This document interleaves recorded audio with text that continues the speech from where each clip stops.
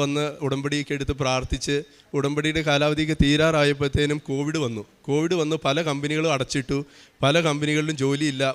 പിന്നെ ഏപ്രിൽ 22 വരെ ലോക്ക്ഡൗൺ പ്രഖ്യാപിച്ച സമയമായിരുന്നു. അപ്പം എനിക്ക് മനസ്സിലായി ഇനി എന്തായാലും വീട് കിട്ടാൻ സാധ്യതയില്ല എന്ന് മനസ്സിലായി. ഞാൻ ഒരിക്കൽ പ്രതീക്ഷിച്ച സമയത്തൊന്നും കിട്ടിയില്ല. പക്ഷേ ഇത് ഇനി എന്തായാലും മാതാവ് വിചാരിച്ചാൽ മാത്രമേ എനിക്കിനി വീട് കിട്ടുള്ളൂ, അല്ലെങ്കിൽ ഒരിക്കലും ഇനി വീട് കിട്ടാൻ സാധ്യതയില്ല എന്ന് പ്രതീക്ഷിച്ച നിമിഷം മുതൽ മാതാവ് ഇടപെട്ട് തുടങ്ങി. കമ്പനി അടച്ചിട്ടു. ഇനി ലോൺ എടുത്താണ് വീട് മേടിക്കാൻ ഉദ്ദേശിച്ചത്. പക്ഷേ ലോൺ പോലും തിരിച്ചടയ്ക്കാൻ പറ്റുമോയെന്ന് പറ്റിയല്ല, കാരണം എല്ലാ സ്ഥാപനങ്ങളും അടച്ചിട്ടു, ജോലിയില്ല. ആ അവസ്ഥയിൽ മാതാവ് ഇടപെട്ടു.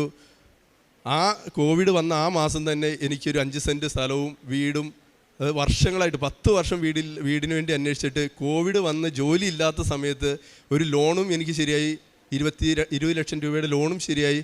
എനിക്ക് ആ മാസങ്ങളിൽ ഡിസംബർ മാസം ആയതോടുകൂടി എനിക്ക് ഒരു വീടും മാതാവ് ശരിയാക്കി തന്നു.